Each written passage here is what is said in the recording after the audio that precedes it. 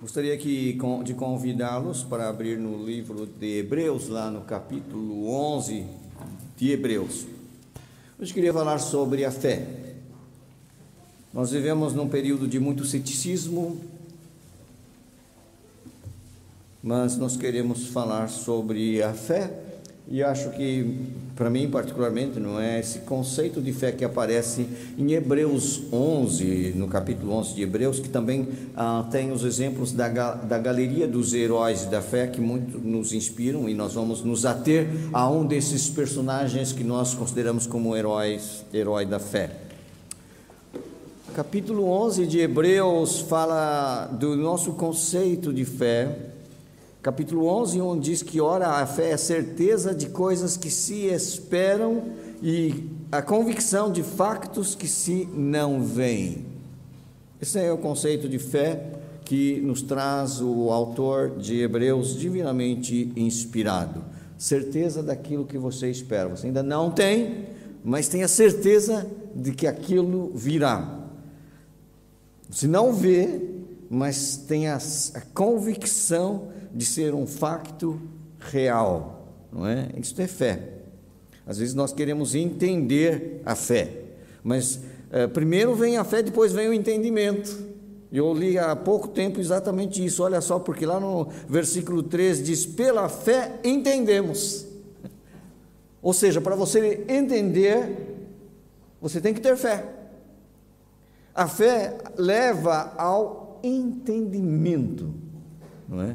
Entendimento realmente das coisas como elas são, como elas chegaram a ser, ou aquilo que são. Então, é pela fé que nós entendemos, né? Agora, a fé, como nós temos na palavra de Deus, ela é um dom de Deus. Mas como esse dom chega até nós, não é? Eu queria que você segurasse aí a sua Bíblia em Hebreus, mas fosse para Romanos. E Paulo dá uma resposta muito interessante sobre como é que eu recebo essa fé, de onde ela vem. Romanos 10, no verso 17, como é que esse dom da fé vem para nós? Aí você tem Romanos 10, 17, e assim a fé vem pelo quê? Pela pregação, e a pregação pela palavra de Cristo. Ou seja, se tu queres ter mais fé, ouça mais a palavra de Cristo. Queres que aumente a sua fé? Leia mais a sua Bíblia. Deus vai falar contigo e tu vais ver que essa fé que Ele coloca no seu coração, ela vai crescer ainda mais. A fé vem pelo ouvir, e o ouvir pela palavra de Cristo. Então, queres ter fé? Ouça aquilo que Deus diz. Como é que nós ouvimos aquilo que Deus diz? E o que Deus diz está na sua palavra. Então, se queres ter mais fé, pastor, eu preciso ter mais fé. Então, eu digo assim, tens que ler mais a Bíblia, tens que vir mais à igreja, estudá-la, ouvi-la na escola dominical, ouvir nas pregações dos cultos, porque a fé vem pelo ouvir. A fé vem pelo ouvir a pregação da palavra de Deus. Sabe por quê? Não sei se você tem essa experiência, mas quando nós lemos a palavra de Deus, algumas coisas, Ele começa a mexer dentro de nosso coração. Você podia estar desanimado, a palavra de Deus traz ânimo. Você podia estar em desespero e ansiedade, a palavra de Deus ministra paz ao seu coração. Se estiveres em pecado, a palavra de Deus confronta-te. Se estiveres laborando em engano, ela diz que enganoso é o teu coração, mais do que todas as coisas. Ou seja, a palavra de Deus é aquilo que o autor de Hebreus já disse, que ela é mais cortante, penetrante e cortante que uma espada de 2 fios. Ela é apta para discernir pensamentos e propósitos do coração. Então, nós precisamos da palavra de Deus para que a nossa fé se enrobusteça, fique mais forte. Você quer ter mais fé, você tem que ouvir a palavra de Deus. Então, esses heróis da fé, o que eram, senão pessoas que ouviram a palavra de Deus? E eu quero ir para um exemplo que tem aqui, Hebreus. Então, voltando ao livro de Hebreus, capítulo 11, você tem vários heróis da fé, e eu vou me ater hoje, nos poucos minutos ainda, não, nós temos ainda 10 minutos, nos próximos 10 minutos eu queria que tu fosses comigo para o Egito, lá na época da escravidão, versículo 23 de Hebreus 11. Pela fé, Moisés, apenas nascido, foi ocultado por seus pais durante 3 meses, porque viram que a criança era formosa. Também não ficaram amedrontados pelo decreto do rei. Você vê que aqui a fé lhes dá coragem. A fé lhes dá coragem para contradizer o decreto do rei, que queria que todos os bebês meninos dos hebreus fossem mortos, e eles ocultaram Moisés. Vocês conhecem a história. Depois a mãe de Moisés colocou num cestinho, calafetou, colocou no cestinho e deixou ir pelo rio, e quem a encontrou foram as criadas da princesa do Egito, da filha do faraó, que o adotou como seu filho. E desta forma, Moisés teve a sua mãe natural como ama, contratada pela princesa do Egito, não é? E depois de desmamado, ele foi levado para o palácio. Sonho de toda gente viver como um príncipe num palácio, né? Mas sabe, o que eu vejo, a fé vem pelo ouvir. Como é que Moisés tinha fé? Aí eu quero dizer para você que é mãe, sabe? Acho que Joquebede, né, que era a mãe do Moisés, acho que ela era uma mulher muito sábia, né, que Moisés ficou até ser desmamado com a mãe, não é? Dizem que a estrutura do caráter se forma nos primeiros anos de vida da criança. Eu imagino que ao mesmo tempo que Joquebede amamentava o Moisés, e para fazê-lo dormir, as suas canções de ninar eram canções hebraicas, não eram canções que contavam a história do seu povo, do seu Deus. Eu não sei, eu fico imaginando. Sabe por quê? Porque como é que Moisés, quando adulto, resolveu que não queria nada daquilo do palácio e queria se identificar com o seu povo? Ele sabia quem ele era. Mas a identidade é formada quando ainda não somos crianças. A palavra de Deus vai entrando e colocando em nosso coração e dando-nos fé. A fé que Moisés teve na vida adulta, na verdade, também foi herdada da sua mãe e do seu pai. Por isso, queridos pais, vocês têm uma responsabilidade muito grande na formação que dão aos seus filhos, no exemplo que dão em casa. Eu tenho nitidamente gravado na minha memória, e não canso de falar, quando eu era criança, na mesa do pequeno almoço, antes de começarmos, tinha 2 Bíblias grandes, daquelas Bíblias grandes, antigas, uma da minha mãe e uma do meu pai, e era lida a Bíblia, e eu não percebia muita coisa, mas aquilo ficou gravado no meu coração. Domingo, meus queridos, era de ir à escola bíblica dominical. Eu ia para uma igreja étnica, uma igreja japonesa, cantava-se coros em japonês, não entendia bolhufas, mas cantava, e sabia que cantava sobre Deus e tudo, não é? Mas cresci assim, irmãos. Como é que eu poderia abandonar uma fé que foi gravada desde a minha infância no meu coração? Sabe? Moisés, ele cresceu, foi entregue à filha do faraó, cresceu no palácio. Ele tinha tudo que uma criança poderia desejar, do bom e do melhor. Ele não foi tratado como escravo, porque os hebreus eram escravos, mas foi tratado como senhor dos escravos, não é? Há um autor que é Lucas, e ele retrata a história de Moisés, e através do Estevão, não é? Você pode ler isso, eu creio que é em Atos 7, né? Fala que Moisés era poderoso em palavras e obras, se tornou um grande empreendedor, um grande gestor no Egito.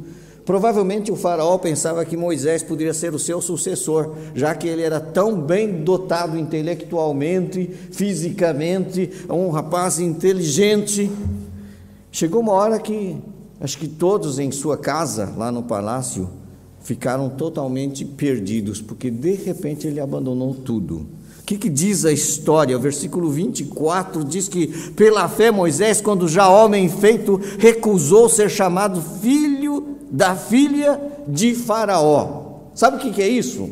É ele dizer: eu renuncio a toda a herança que eu receberia aqui de vocês, eu renuncio aos meus títulos de realeza, eu renuncio às minhas propriedades, eu renuncio aos meus cargos públicos, eu renuncio a todas as honrarias que tenho, eu não quero nada disso, isso não vale nada.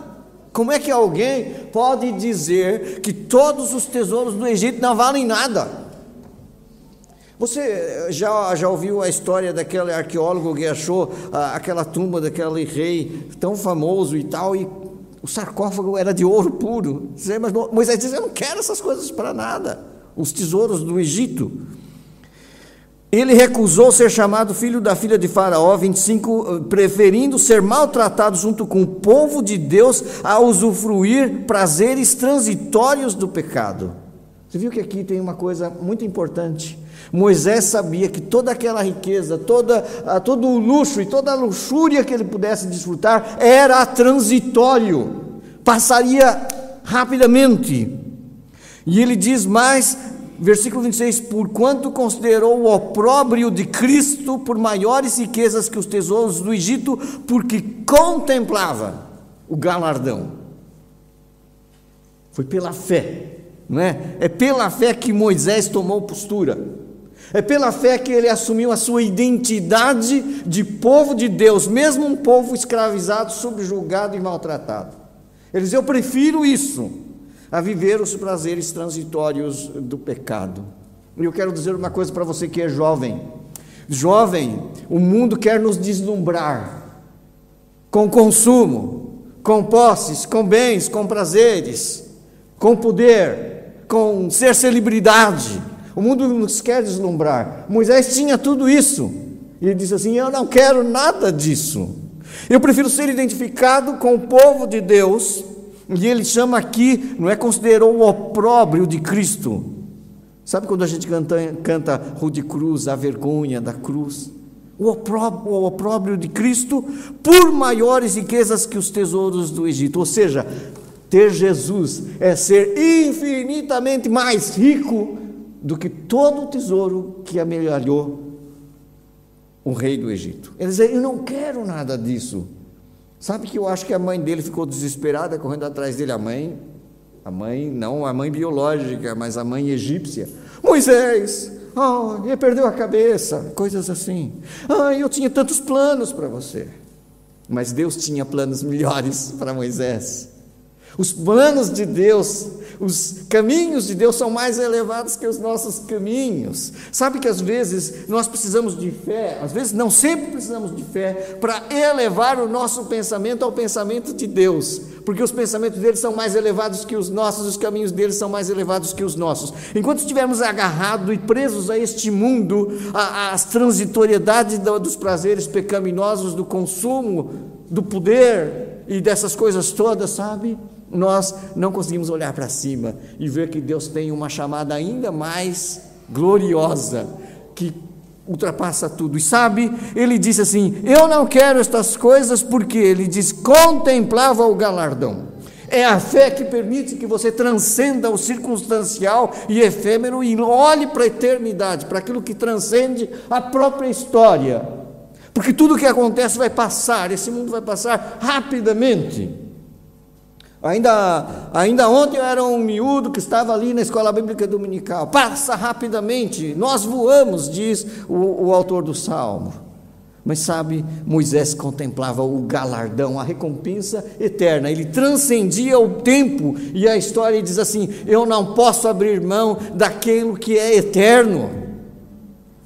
É maravilhoso isso. Pela fé, versículo 27, ele abandonou o Egito, não ficando amedrontado com a cólera do rei, antes permaneceu firme como quem vê aquele que é invisível. E nós lemos, é a convicção de factos que se não vê, não é porque não vê que não é real. Deus é real, você não o vê. E eu vou dizer uma coisa: quem vê a glória de Deus nem vivo permanece. É por misericórdia que a gente não vê.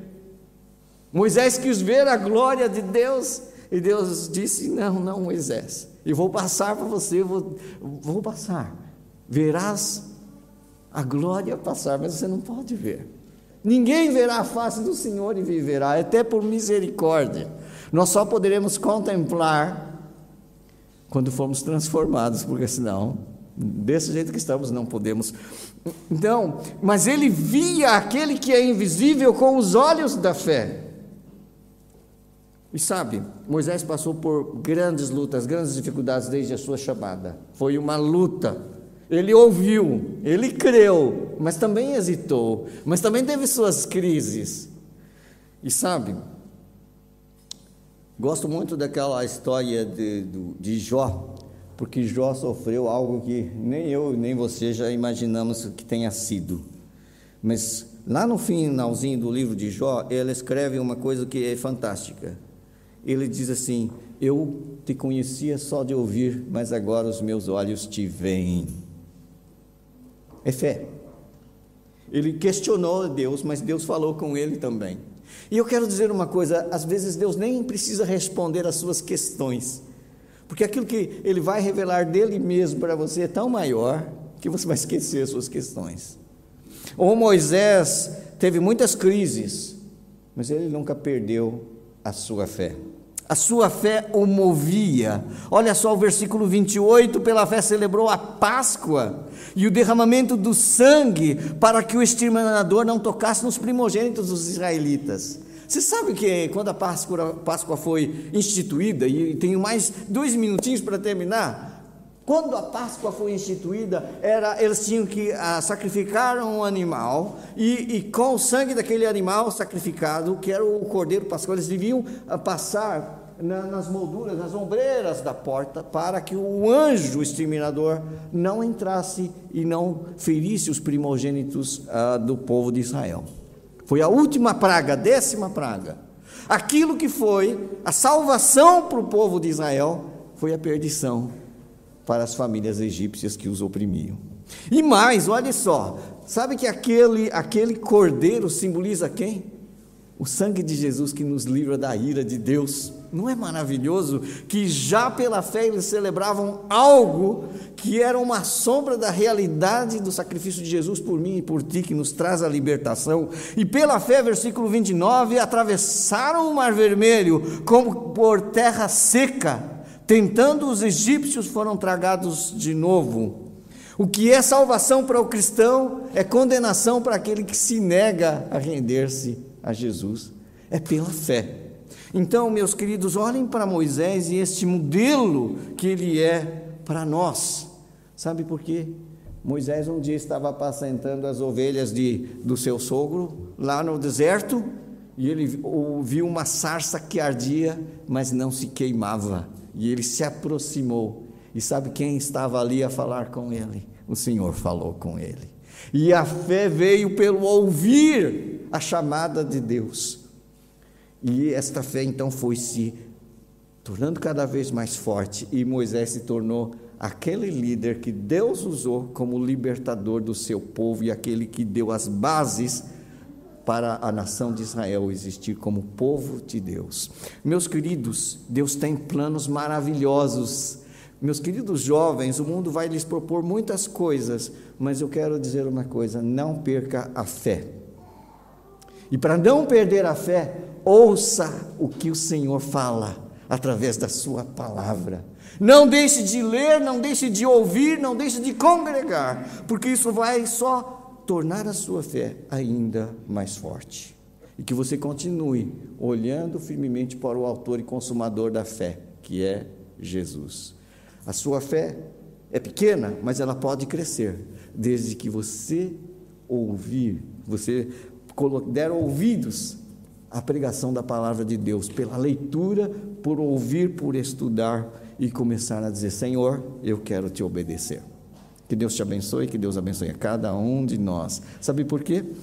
Moisés rejeitou todos os tesouros do Egito, mas ele tinha um tesouro, que era o que nós vamos cantar, que é o Senhor Jesus, que é o nosso Deus. Vamos cantar, Tu és o tesouro do meu ser. Antes de terminar, coloquemos-nos de pé.